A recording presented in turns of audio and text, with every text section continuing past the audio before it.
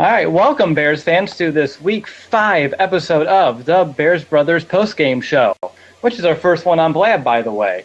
So, our Bears, yes, they had their fair share of issues against the Chiefs, but somehow they stayed in it and fought down to the wire as they won by the final score, 18-17, and are now 2-3 on the season. Wow, just wow. That's all I really have to say about that. I had a whole paragraph written out before about how we got cheated out on that 2-point conversion, but wow. I had to delete it. I couldn't come up with anything else. Just wow. I am your host, Will DeWitt, accompanied by my fellow Bears brother, Brandon Hazlett. Make sure to use the hashtag and, hashtag TheBearsBros to make your comments known. Or, hey, we have this new nifty chat bar on the right of our screen. Feel free to go ahead and use that as well. And also, don't forget to subscribe to the newsletter at thebearsbros.com/subscribe, which is the only way to get our free post-game email. So let's start our opening drive, which is a segment that we give our initial thoughts and feelings about the game as a whole. B, go ahead, kick it off. Tell me about this Bears victory. Oh my gosh, what a comeback. It feels great to do it 2 weeks in a row, man.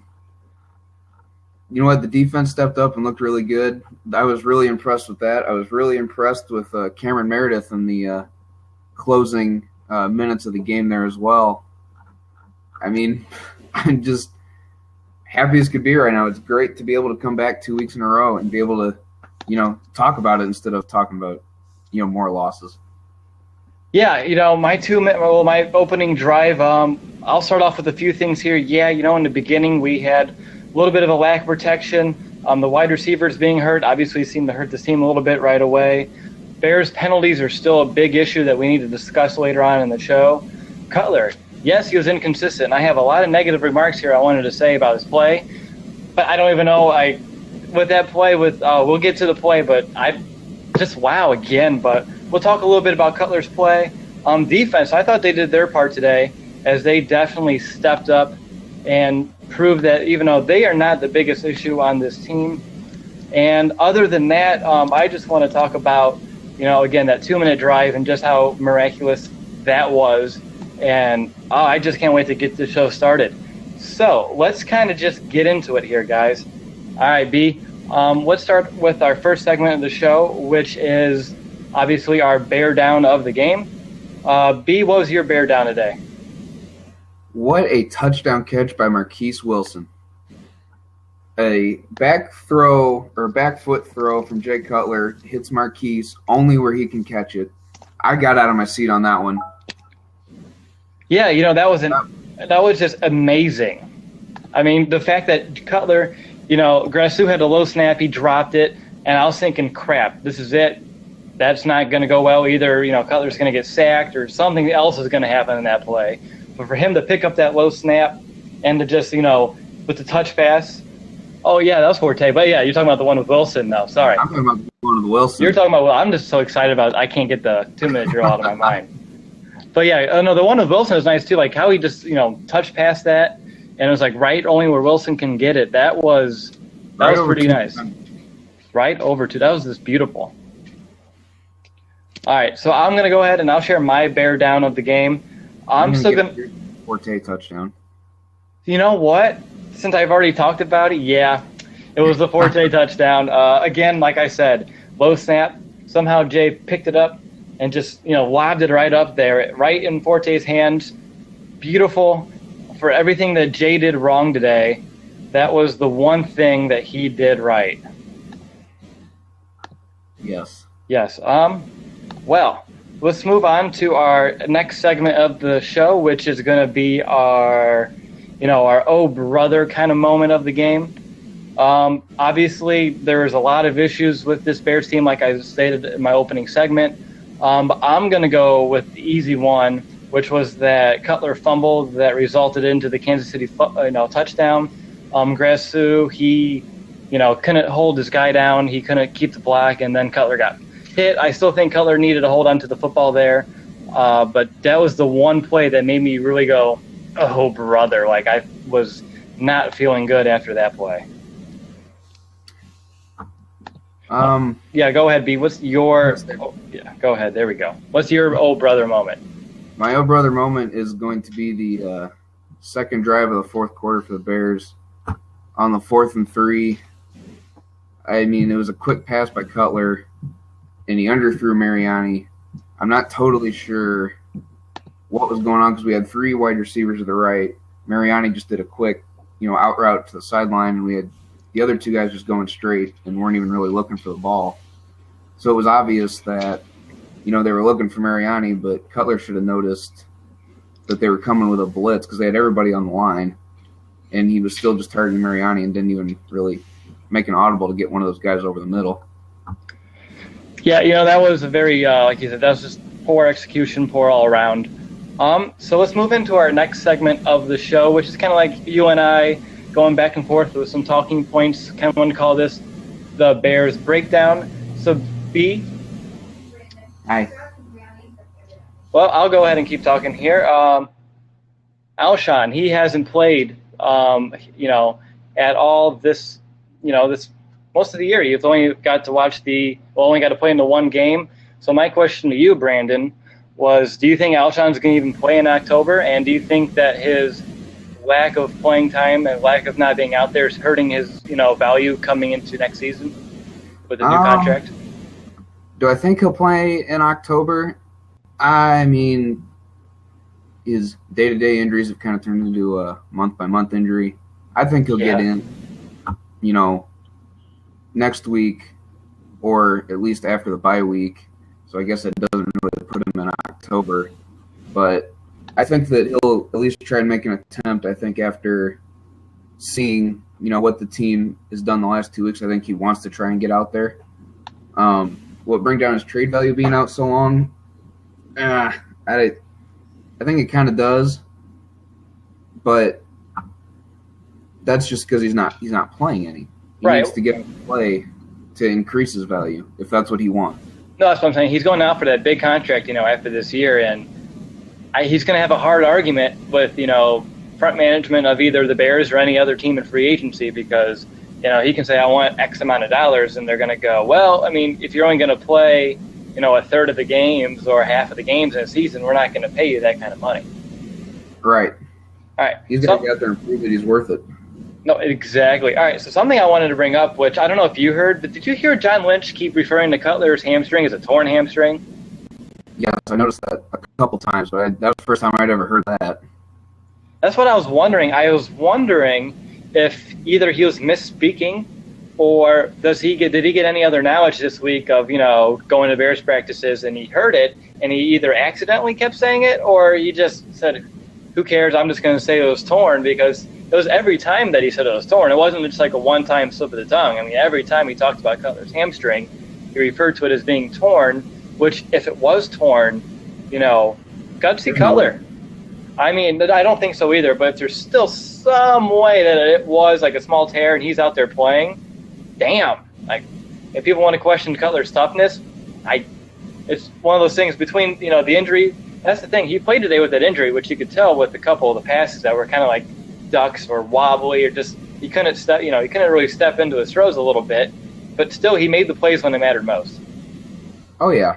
But even John Lynch went on to say at one point in the game, he's one of the toughest mentally and physically that he's ever played with. So even if it was torn, I think that lives up to what John Lynch was saying, that he's one of the toughest guys that he's ever played with. Right. All right, so something else I want to bring up, Shea McClellan, how big do you think his injury is going to affect the defense? It seemed like it did to start, but then they kind of gelled together afterwards. Do you think it's going to affect us down the road? I don't think so. I actually noticed that he wasn't really on top of his game today, leaving guys open over the middle and overcommitting on tackles. Just a couple things that I noticed. And then once he went out, I mean, Leroy Reynolds had a big hit in the backfield to replace him. I mean, I don't think that's something we'd see out of Shea to begin with. So I'm not going to say it's an improvement that he's not going to be there, but I can't say that we're going to be hurt by it a whole lot. Yeah, I want to be surprised that either, Reynolds takes to start next week or they might even elevate Timu for the practice squad and give him a shot. But I'll be really interested to see how they go about that this week. I'd like to see Timu get some playing time, actually. He looked, pretty decent in the preseason when we've seen him. Yeah, he's definitely a fan favorite, from the preseason. A lot of people were on Twitter, hoping that he was, on the active roster today so he can get out there, but unfortunately he's still only on the practice squad. Right. All right, so since we're talking about defense, I want to bring up that little surrender formation that the Bears seem to want to use before halftime. They have 8 guys back, at the goal line. There's still 30, 40 yards for, Kansas City to actually score a touchdown. They don't have any timeouts, but yet you're going to just pretty much concede and give them really good field goal position. I personally am not a fan of that. I feel like you need to play them aggressive. You weren't getting beat deep, all game, so I don't know why you're afraid of it now. But that's just me. What do you think about that? We've seen it once earlier this year, too, against Seattle. End of the half, and I had to question why they were doing it because, they were still 30 yards from the end zone. And then they did it again here, and I couldn't understand, why. I don't like that formation. As long as, you're not on the defensive line, everybody's back on the goal line, making sure that they don't give up a touchdown. It's fine, in a situation that I think, needs it more. Like at the end of the game, if they would have went for a Hail Mary instead of a 66-yard field goal, that would be a situation where you put most of the guys back on the goal line. That's a situation where I wouldn't mind seeing it, but where we've seen it in today's game, I'm not totally sure why they've called it when they've called it so far this year. Yeah, no, that to me it's just really, really strange. So Hronis Grasu, he had his first start today. What would you give him for a grade? He had some all right moments, but there were a lot of bad snaps and a lot of missed blocks. What do you want to grade him at today? I'll grade him at a C+. I mean, it's hard to be tough on him when it's his first NFL game. First time he's even really suited up. He did have a couple bad snaps we've seen throughout the game. I think that was just because the Kansas City defense knew that he was young and they were just going to attack him. As we even seen on that first sack and the touchdown they gave up, they attacked Grasu, and he just couldn't, handle it right away. Which is fine. You expect that out of a rookie center, but ball doesn't, move for the offense until he snaps the ball. So it's important that he at least gets a good snap to Cutler and then is able to look up and at least kind of slow down some of the guys. Even though they attacked him throughout the game, I'm going to give him a C+, just for that reason. You said it's kind of, hard to grade him with it being his, first ever game. And I respect that, but I think you got to be tough. This is the NFL, and you're out there for a reason. I'm just going to give him a C-. There are a lot of bad snaps. Your center, if you're a center, especially because he played at Oregon, which they, run shotgun all the time, so he should not have any issues with those kind of snaps. A lot of low snaps kind of dampened the offense a little bit. He made his block some, here and there, but there were a lot of times where he was getting beaten pretty badly, and I hope that he can turn it around, but for this game, I'm going to have to say C-. I think he was just nervous. I get like that.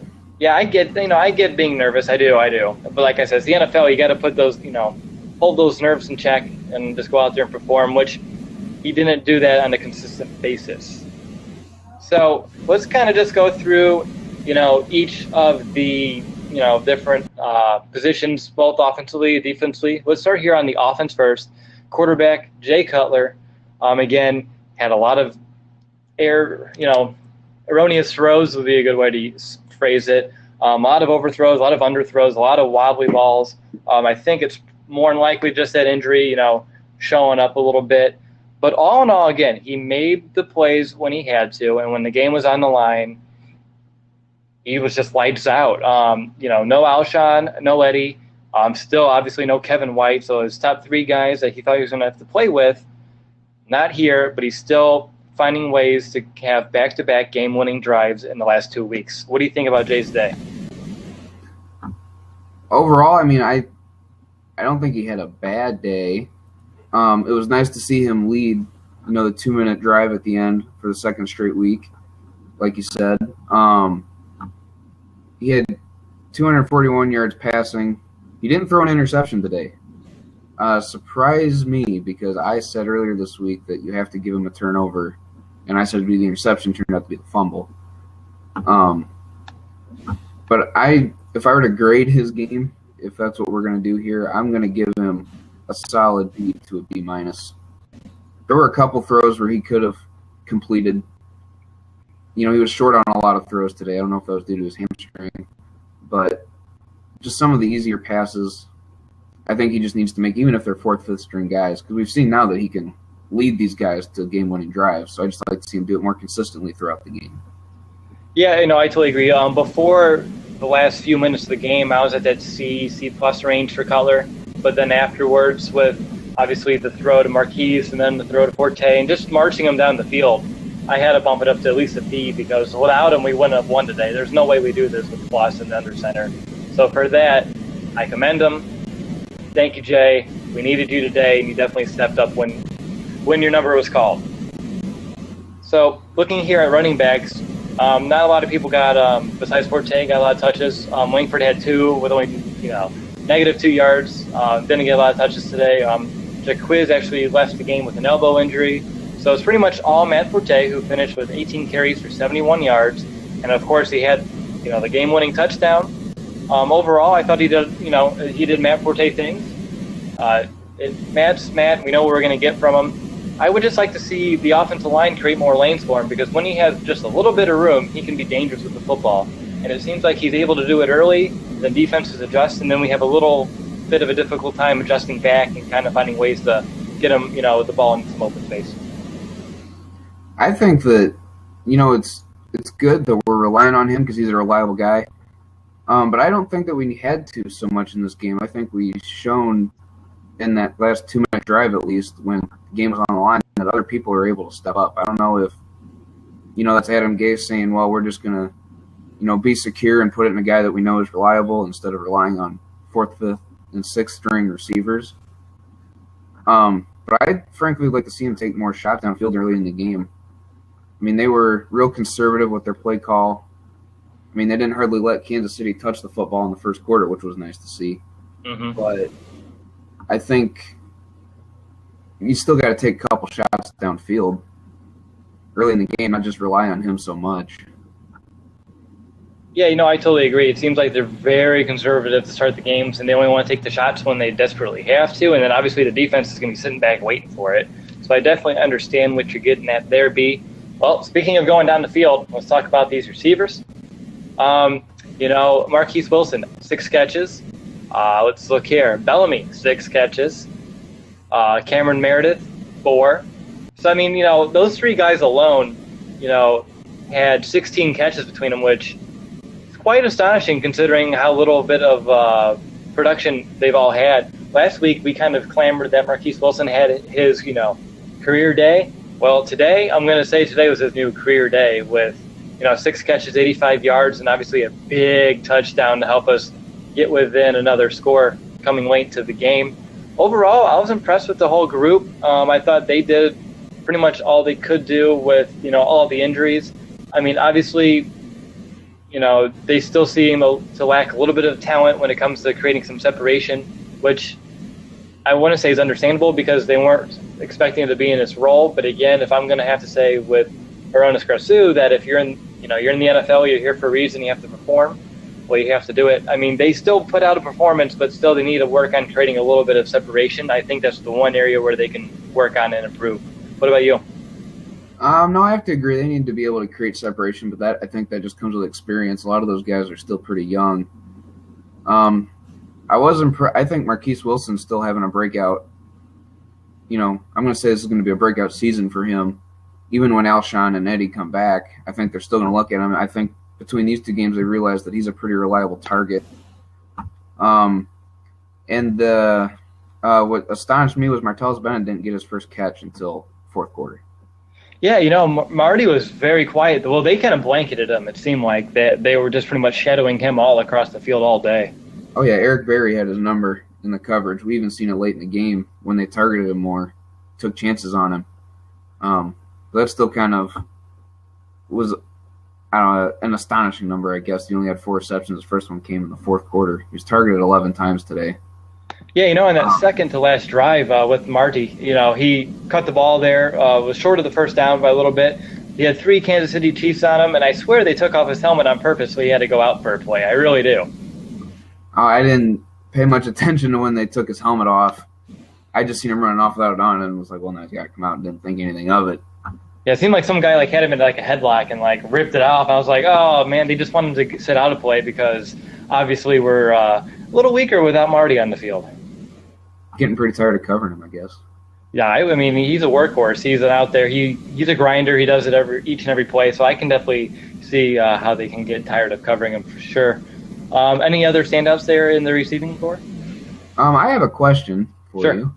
How much do you think we've missed Alshon with some of these guys stepping up in the last 2 minutes of these last two games? Even Cameron Meredith stood up today. Do you think we really are pressing to get Alshon back at this point? Yeah, I still think you're pressing to get Alshon back just for the fact where you said it, that we're not being aggressive, we're not attacking down the field, and I feel like Alshon's that guy to, attack down the field and be the guy to stretch the defense. And even Eddie Royal, in a way, we're still missing him in a way because he's like that slot speed guy where we're obviously missing a little bit. Still, like you said, everyone else kind of stepped up without Alshon, but still at the same time, having him back is only going to take the coverage away from the other guys, and then they can have maybe more separation, like I've been saying, and then they can perform even better. So, yeah, I still think you need Alshon out there, but somehow the Bears are getting it done without him, which I cannot complain about. Yeah, I'd say that's fine. Exactly. All right, let's take a look here at the defensive side of the ball today. Sam Acho, he led the team. Tackles was tied the team with total tackles today at 6, but he did have, 6 solo, which beat Christian Jones, who only had the 4. Acho, 2 games in a row where I am becoming a bigger and bigger fan of him. I was a fan of him during the preseason and all throughout camp. But each week, he's proving that he can possibly be here for a few years and be that other outside linebacker opposite of Pernell McPhee. Oh, I have to agree. I liked Sam in the preseason as well, and was really disappointed when they cut him the first time. And I think he's hungry to earn another contract with the Bears. I think he fits the scheme real well, since that's what Ryan Pace is looking for, is guys that are going to fit the scheme. Like you said, he had 6 tackles, and Christian's totaled with 6 total, but he only had 4 solo. And I just want to point out, Christian Jones was using the hit stick today. Oh, that was a hell of a hit. Oh, yeah. I was really happy to see that out of him, because that was after Shea went out too, I believe. Yeah, Shea's injury, we kind of touched on it earlier. You don't think it's going to really affect him too much. I don't either. Shea's been kind of, weak in his coverage and seems to, not be in the right spot at times. What did you see from him today before he exited with that injury? From Shea, he looked kind of weak. I mean, he was soft in coverage like he has been so far this year. There was a run play that Jamal Charles had where they were kind of running to the sideline, and Shea was in the gap, and then once they got close to the sideline, Shea kept kind of overcommitting. That opened up the gap for Jamal to, run through and pick up a couple yards. If he'd, stay in his gap and realize, stick to his assignments, he would have more impact on a game instead of overcommitting on a lot of tackles. No, I totally see what you mean there about Shea. Something I want to we'll touch on a little bit here is the play of the Bears safeties. For years that we've been, really hard on the play of the Bears safeties. I mean, everyone's been, but this year, no one's been talking about them, which I think is a great sign. Even with enteral rollout, they're still finding ways, to just, Harold Jones Corte, another Bears rookie out there at safety. And these 2 rookies, they held their own today. And, Adrian Amos is becoming like that leader back there in the secondary. And he plays like he's been in the league for 5-6 years. And this is only his 5th game. Oh, yeah. I'm actually really impressed with Amos. We said before the game, I think he's kind of playing like a veteran so far. And he's held his own back there. He's not on top of the tackle totals like he has been, the last couple games. But that's all right. I'm not going to complain. That means he's, holding his coverage and doing his job. No, exactly. And you know, this just having safeties, who can actually play the game. I mean, we can see it. I don't know why no one's talking about it, but you can see how it makes a huge difference. We're not giving up all these long balls that we've seen, the past 3, 4, 5 years, in the Bears, secondary.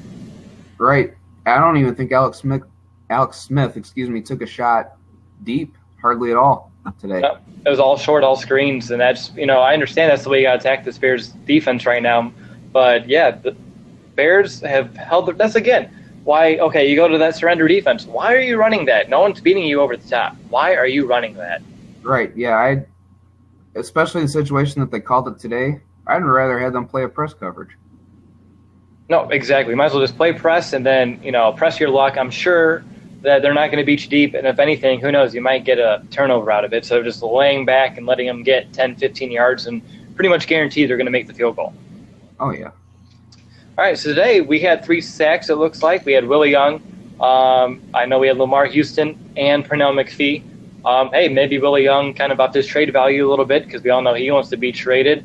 And then Pernell McPhee, again, he's proving to be the guy that we do need to build around in this defense. He's always making a play here or there. He had the sack. He had the blocked field goal, which was my bear down at the game, by the way, until we came back and won this ball game. So, I mean, way to go, Pernell. He's out there each and every play, playing hard and setting the example out there in defense. Oh, yeah, Pernell, he's taking it to himself, as we've heard over the broadcast throughout the game, that Pernell's taking it to himself to be the vocal leader of the defense. And I think after that blocked field goal he had, he definitely, stood up and made everybody else, be more of a man on defense because they didn't hardly give up a whole lot after that. That was kind of the turning point for the defense today. I totally agree. I really, really do. All right, so let's move on to any fan questions. B, you've been, monitoring the tweets as they come in. What do we have on the, the effort here on the, fan questions? We have one. It's not really a question, it's more of a statement, but we can talk about it. It's from Heribertus1.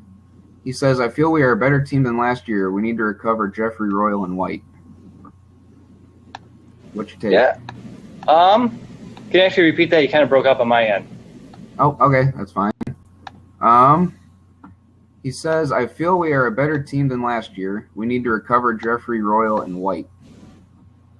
Yeah, I agree. I think we are a better team. I think you can still tell that at least the team plays, with effort and continues to play throughout the game. Last year, obviously, we saw too many times where the Bears would just, once they got down by like even 10 points, just lay back and say, okay, game's over. They just, pack it in, head home. But this year, they're fighting it out, and obviously it's worked. I mean, last 2 games, we came back and won it.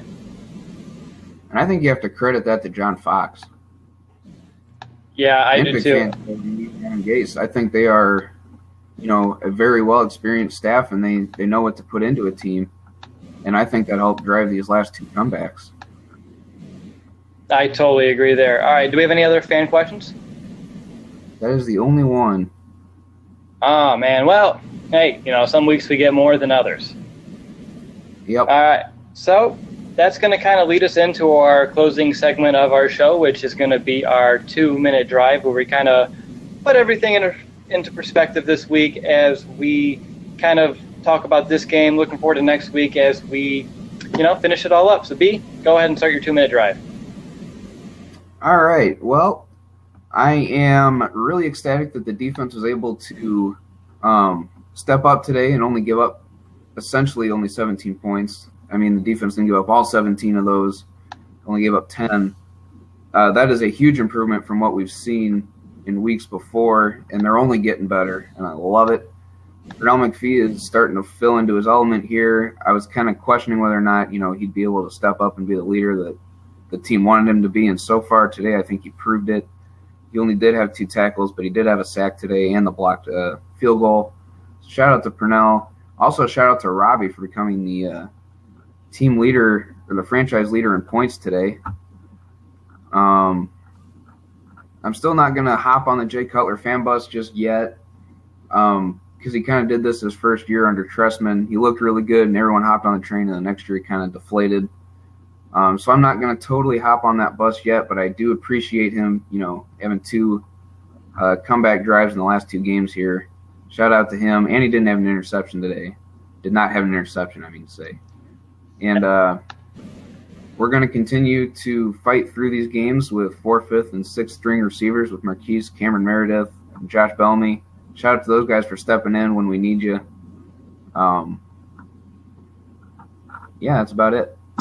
Awesome. So my 2-minute drill, first thing I want to say, injuries. They are still dampening this team, obviously, still inhibiting us in pretty much every facet of the game. You're having people who should be on special teams playing defense, playing, some offensive snaps. So obviously it's just kind of affecting every phase of the game. And hopefully the Bears can limit these injuries going forward because they're adding up quick. And the more they add up, the harder it's going to be to win in the future. Second of all, defense. Definitely not the biggest concern for this team. I know going into the year, it was everybody's biggest concern whether or not this defense would be able to perform. And after 5 weeks, I can comfortably say that this defense is not the biggest issue for this team, as I believe is actually going to be up front on offense right now. Because when they can give Cutler some time, this is a whole different ballgame. And of course, again, the injuries on the offensive receivers have still been, I think, the biggest, I'm trying to think of a good word for it, but definitely the thing that's hurting the team the most would definitely be the injuries on the offense. Other than that, again, congratulations to Robbie. You kind of stole that from me. I had that started in my notepad that I wanted to, give him a shout out, but I'm going to give it to him anyway. Congratulations, Robbie. You've been the most consistent scorer we've ever had, and now you're the most prolific scorer we've ever had, so congratulations to you. And now we have the Lions next week, which is another, a divisional game that if we can somehow win and become 3-3 in the season, I think anything's possible. And the more healthy we get down the road, who knows what this team could turn into. I've said it since week 1. I believe this team will become a team we're proud of by the end of the year. And I'm proud of them now. It's only week 5, and, to start 0-3, now you're 2-3 with 2 comeback wins. They're showing heart. They're showing determination. And I have to give them props, and I have to hand it to them. They're showing that they have, a heart which we have not seen in the past, few seasons. So, with that said, let's make a prediction here for next week. B, like I said, we have the Lions, who play tomorrow night, so we don't know how they're going to fare this week. But if you had to go ahead and throw out a prediction, what's your Bears-Lions prediction? The Lions still haven't won a game. Knock on wood that they don't win tomorrow, because I don't want to be the first team to give them a win, and we're not going to give them a win. The Bears are going to beat the Lions 28-17. Ooh, you think the Bears are going to get up 28 points? I think so. I mean, Detroit's given up 96 total points so far, so.